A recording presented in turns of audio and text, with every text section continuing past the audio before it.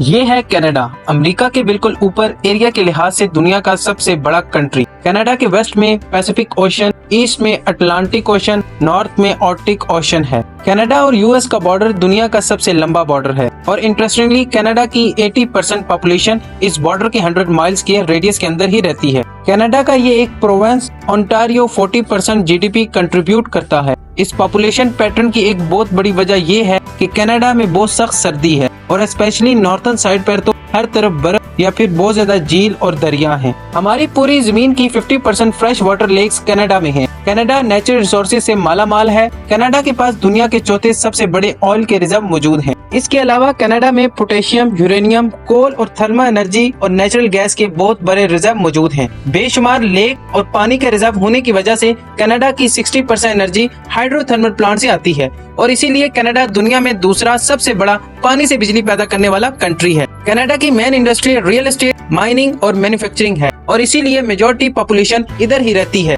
इतनी जबरदस्त कंडीशंस होने के बावजूद पिछले कुछ सालों में कनाडा का ग्राफ बहुत तेजी से नीचे की तरफ जा रहा है। 2021 में 45% इमिग्रेशन कैनेडियन नेशनल बने। ये वो लोग थे जो 10 साल पहले 2011 में कनाडा आए थे। इस रेशो को अगर 20 साल पहले से कंपेयर करें तो 2001 में 75% इमिग्रेशन कैनेडियन नेशनल बने थे। इसका मतलब ये है कि बहुत से लोग जो अब कनाडा आ रहे हैं वो लॉन्ग टर्म में कनाडा में नहीं रहना चाहते। एक सर्वे के अकॉर्डिंग 2018 के बाद आने वाले 20% इमिग्रेंट कनाडा को छोड़ने के बारे में सोच रहे हैं। बिकॉज जब किसी भी कंट्री के इमिग्रेंट इसको छोड़कर जाने लगे या वो इसकी नेशनलिटी लेने में इंटरेस्टेड ना हो तो ये बहुत ही डेंजरस साइन होता है। और इस क्राइसिस की सबसे बड़ी वजह है कॉस्ट ऑफ लिविंग। ये कलर सर्कल आपको दिखा रहा है कि पिछले 10 सालों में कनाडा में घरों की प्राइसेस में कितना चेंज आया है। 2008 के बाद हाउसिंग प्राइसेस ऑलमोस्ट डबल हो गई हैं। एक बहुत ही फेमस कैनेडियन ब्लॉगर के अकॉर्डिंग कनाडा के शहर वाटरलू में 1 बेडरूम 1 बाथरूम अपार्टमेंट जो 2017 में $900 पर मंथ रेंट पर मिलता था,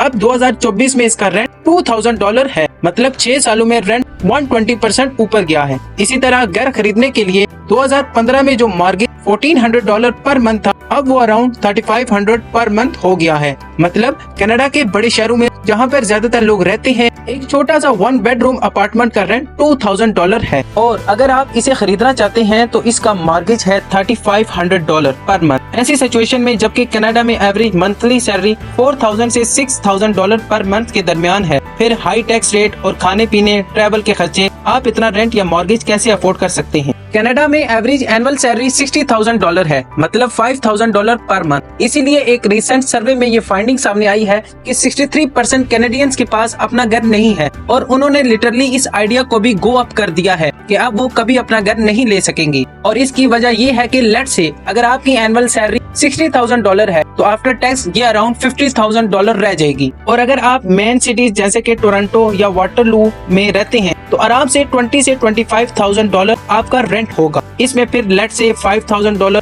खाने का खर्चा जो कि मिनिमम है, कार इंश्योरेंस, फिर मेडिकल इंश्योरेंस और फिर कभी कभार शॉपिंग, स्पेशली गर्म कपड़ों की, बिकॉज बहुत सख्त ठंड होती है। कनाडा में तो एंड में आपके पास इतने पैसे नहीं बचेंगे कि आप इन बड़े शहरों में कोई एवरेज सा घर ले सकें। आपको कम से कम 10 से 15 साल लगेंगे कि आप इतना पैसा इकट्ठा कर सकें कि अपना खुद का एक एवरेज सा घर ले सकें। तो ये बढ़ती हुई हाउसिंग प्राइसेस तो पहली रीजन है जिसकी वजह से लोगों के लिए कनाडा में रहना मुश्किल होता जा रहा है, स्पेशली वो लोग जो 2019 के बाद कनाडा में आए हैं। आपकी वीडियो कहां से देख रहे हैं, कमेंट सेक्शन में अपनी राय जरूर दें। इस तरह की इंफॉर्मेटिव वीडियोस के लिए चैनल को लाइक और सब्सक्राइब करें।